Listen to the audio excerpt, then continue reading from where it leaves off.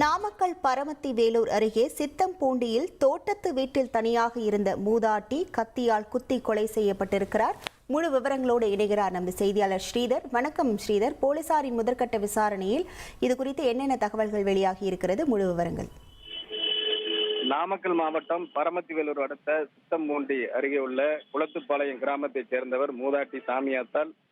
இவருடைய கணவர் ஏற்கனவே இறந்துவிட்டார். இவருக்கு ஒரு மகனும் இருந்த நிலையில் அவர்களுக்கும் திருமணமாகி அவர்களுடைய வீட்டில் வசித்து வருகின்றனர். இந்த நிலையில் குளத்துப்பாளையத்தில் விவசாய தோட்டத்தில் மூதாட்டி சாமியாத்தால் தனியாக வசித்து வருகிறார். இந்த நிலையில் நேற்று மாலை அவர் உறவினர் வீட்டுக்கு சென்றுவிட்டு இரவு வீட்டில் முன்பு கட்டில சாமியாத்தால் தூங்கியுள்ளார். அப்போது மர்ம நபர்கள் வீட்டிற்கு வந்த சாமியாத்தாலை தட்டி எழுப்பி வீட்டிற்குள் நகை மற்றும் பணம் இருக்கிறதா என மிரட்டியுள்ளனர். அப்போது அவர் கூச்சலிட்டுள்ளார்.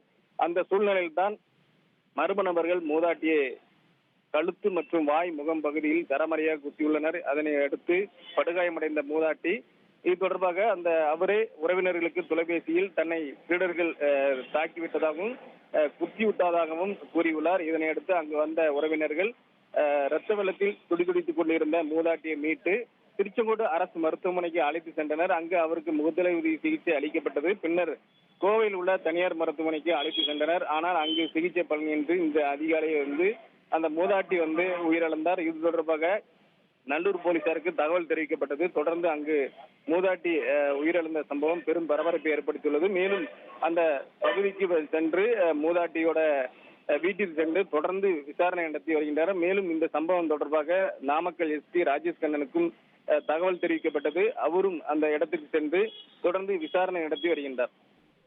உங்கள் விவரங்களுக்கு நன்றி ஸ்ரீதர்.